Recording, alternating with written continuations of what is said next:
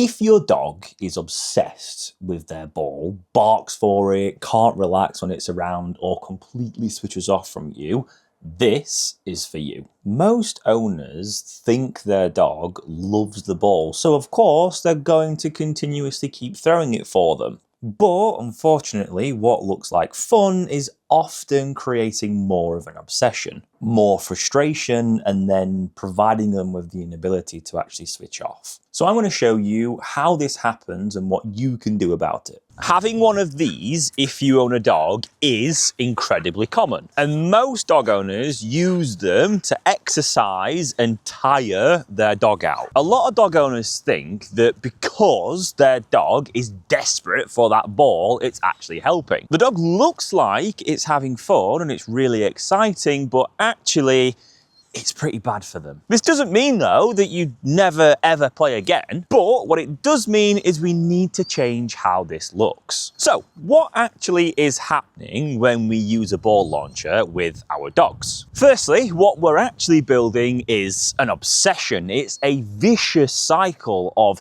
adrenaline and dopamine over and over and over again. Over time, your dog is going to struggle to think, and they're definitely going to struggle to settle. And then eventually the ball becomes the only focus, and voila, you now have a crack addict. Some signs that your dog is addicted to the ball. This might look like a lot of vocalization, some pacing, the inability to settle, lots and lots of fixation on the actual item itself, or say you keep it in a specific cupboard or something like that, and the dog actually goes and sits by that cupboard waiting for that ball launcher. They can't disengage because all they can think about on that walk is that ball. A massive one is when you actually get the ball out, the dog just has a complete and utter meltdown and they cannot focus. I bet there's quite a lot of you at home that dogs will just continuously keep bringing you a ball for you to throw it for them over and over again. That is a sign of a ball addiction.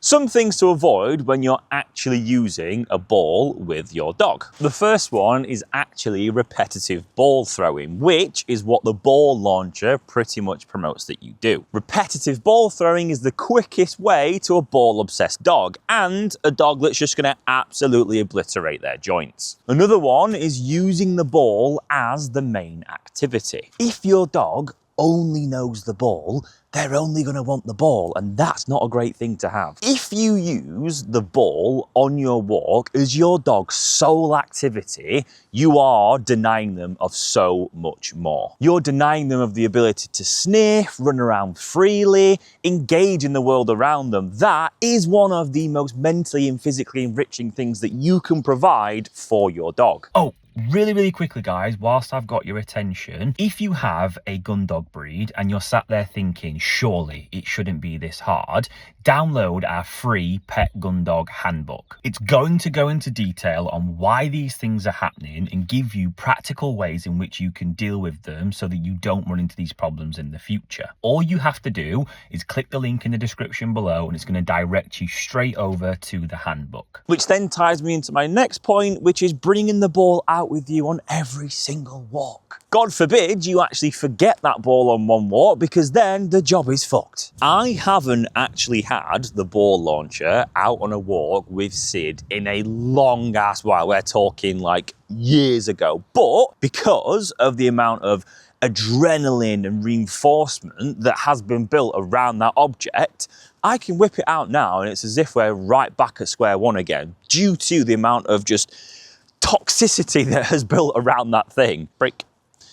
So I'm now going to actually show you what it looks like when I actually get this thing out. Now, he's already doing one of the things that he used to do when I used to get this bit of kit out, constantly just on the go, running around, not really paying any attention to me, more so just wanting me to throw this thing for him. Now, he's going to keep doing this over and over and over again, and this is the reinforcer, meaning what are we going to do as dog owners? We're going to reinforce the behavior. So we're going to keep chucking this over and over and over again for our dogs. So now I'll show you, I'll just throw it. Off he's going to go after it. He's going to bring it back. And then the thing he's going to do the most is just drop it.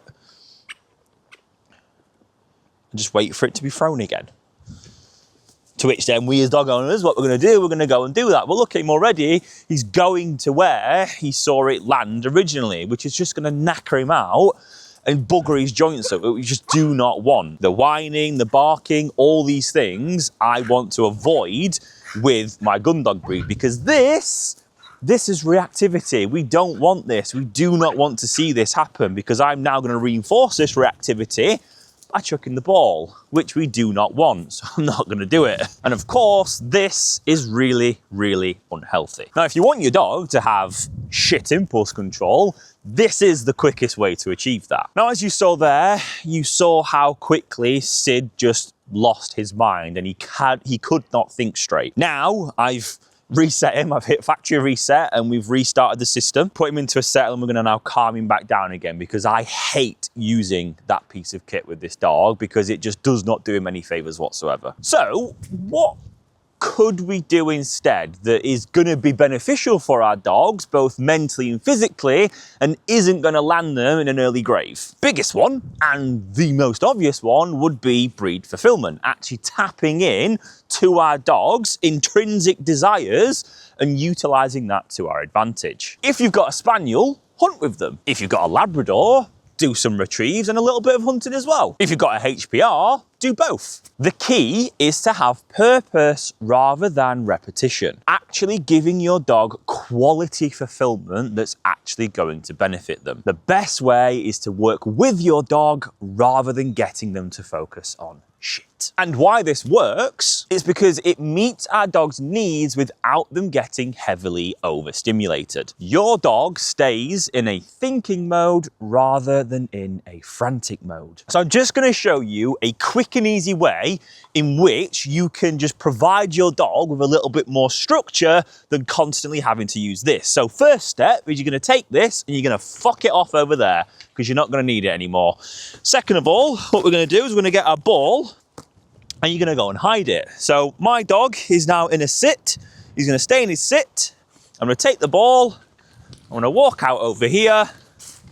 We've got a little bit of some long grass. And I'm just going to place it over there. Hidden away. Notice how my dog has not lost his shit just yet, which is brilliant. I'm going to come up to him. I'm going to give him his cue. Sid. He's going to go off and go and find it. Now he's retrieving, he's hunting, he's searching, got to find the ball, tapping into his instincts, what he was bred for, nose down, sniffing away. By now, if this was a ball launcher, he would have already found it and he'd already be on his way back. But because we're having to make him work a little bit harder, he's having to use his nose to actually search for the ball and find it rather than just continuously coming back and throwing it out again. So we'll give him a moment, really searching that ground, looking around for it. This is brilliant. Really getting his money's worth from his rep. Again, if your dog really struggles, you can come in there and give him a little bit of help. You can start to close in on the ground of where the ball is.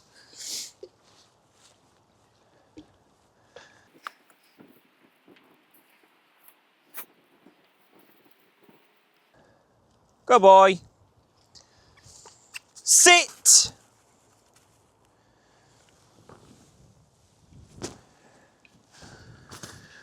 And there we have it. A nice way in which you can provide your dog with lots more structure and not just ball fuckery running backwards and forwards over and over again. Loving something doesn't mean it's healthy, and calm beats obsession every single time. If you want to learn how to properly fulfill your dog, check out this video right here.